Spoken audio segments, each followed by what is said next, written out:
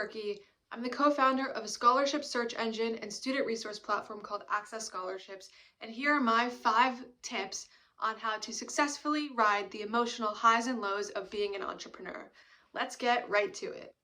Number 1 is a support system. So whether that's your friends and family, a business partner, or an entire team of people, or groups from all three, I think having people with you and around you who you can celebrate those highs with and push through those lows with is just super important for the process.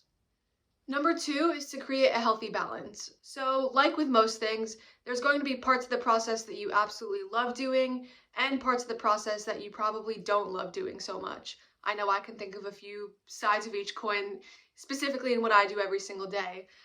But the important part of it is, like I said, to create a balance between both sides so that each day you're waking up and you're doing a little bit of both so that you not only stay sane, but you also stay happy. Number 3 is to remind yourself why you're doing what you're doing in the first place. And I think that this really comes into play. Maybe you've been working on a collaboration with someone or a new initiative for your website or some sort of new project. And at some point along those lines, given everything new that you're starting, there's probably going to be a few instances where you won't quite accomplish what you hoped that you would, or unfortunately something just doesn't go the way that you had planned. And when that happens, I think it's super important to just be able to take a step back, take a few deep breaths, think about why you're doing what you're doing and what your ultimate end goal is, and doing all those things will hopefully kind of put things into perspective for you for the long run. Number 4 is to take the time to analyze what you've been doing right and what you've been doing wrong.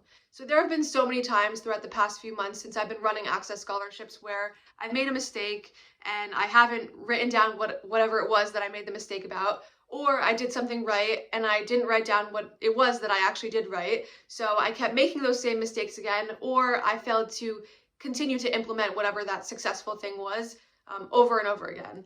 And so really by taking a few extra minutes after each situation to go over your mistakes and to recognize your achievements, it can help you save a lot of time in the long run and successfully ride those highs and also learn from those low situations.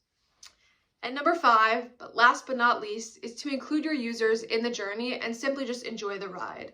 So I mean, this is, I think, one of the best ways to successfully ride those highs and get through those low moments as an entrepreneur.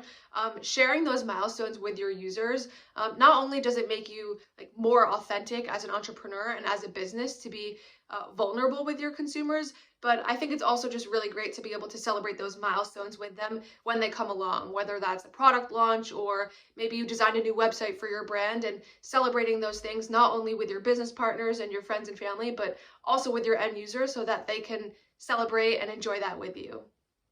So there you have it. Those are my 5 ways to successfully ride the emotional highs and lows of being an entrepreneur.